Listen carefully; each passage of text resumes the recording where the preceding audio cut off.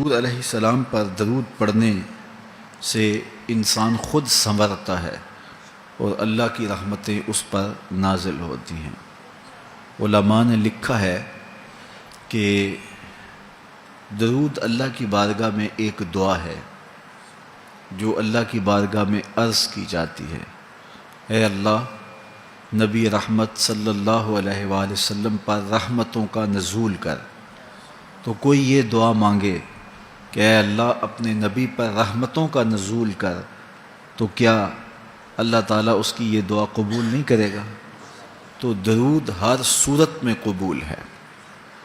تو اس کا جو فائدہ ہوا کہ جس نے ایک مرتبہ حضور کے لیے اللہ کی بارگاہ سے رحمتوں کی دعا مانگی، تو اس کے مانگنے سے محبوب علیہ السلام پر کتنی رحمتوں کا نزول ہوا وہ تو اللہ جانتا ہے، یا جس محبوب کریم پہ نزول رحمات ہوتا ہے وہ جانتے ہیں، لیکن جو ہاتھ اٹھا کے دعا مانگے، جو ہاتھ باندھ کے درود پڑھے، ایک مرتبہ درود پڑھنے سے اللہ کی 10 رحمتیں اس پر نازل ہوتی ہیں۔ تو جو مسلسل درود پڑھے جا رہا ہے تو پھر رحمت کی برسات ہوتی ہے اس کے اوپر۔ رسول کریم صلی اللہ علیہ وآلہ وسلم نے ارشاد فرمایا، تم جہاں بھی ہو میرے اوپر درود پڑھو، تم جہاں بھی درود پڑھتے ہو وہ میرے تک پہنچتا ہے۔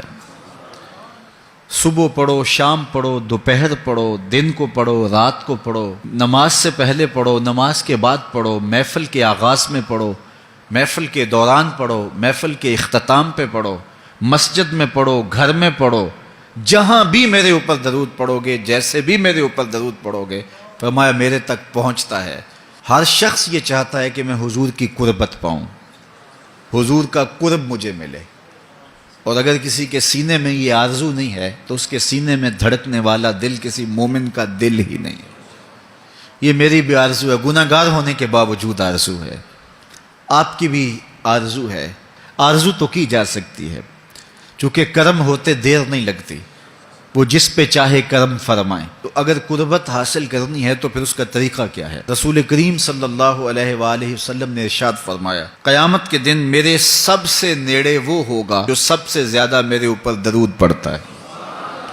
تو جتنا درود حضور پہ زیادہ پڑھو گے، قیامت کے دن اس قدر حضور کی قربت نصیب ہوگی، اور حضور کی چادر رحمت کی ٹھنڈی چھاؤں ملے گی، جام کوثر نصیب ہوں گے، اور جہاں حضور ہوں گے وہاں قیامت کے دن کی سختیاں نہیں ہوں گی، وہاں دامن محبوب کی ٹھنڈی ہوائیں ہوں گی۔ تو حضور علیہ السلام پر کثرت سے درود پڑھنا یقیناً یہ دکھوں کو دور کرنے کا علاج ہے، اور یہ دنیا آخرت کی بہتریوں کی ضمانت ہے۔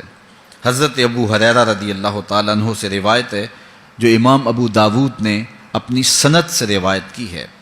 رسول کریم صلی اللہ علیہ وآلہ وسلم نے ارشاد فرمایا کہ جب کوئی شخص میرے اوپر سلام بھیجتا ہے تو اللہ تعالیٰ میری روح میرے اندر لٹا دیتا ہے، یہاں تک کہ میں اس کے سلام کا جواب دیتا ہوں۔ روح اطہر جسد انور میں لوٹا دی جاتی ہے اور حضور سلام کا جواب دیتے ہیں۔ تو مجھے کائنات میں کوئی ایک لمحہ تو ایسا بتاؤ جس لمحے حضور پہ سلام نہ پڑھا جاتا ہو۔ وہاں روضہ رسول پہ چلے جائیں تو وہاں لمحہ لمحہ سلام کے گجرے ہیں، کائنات کے جس گوشے میں چلے جائیں درود و سلام کے جو ہیں وہ گجرے ہیں۔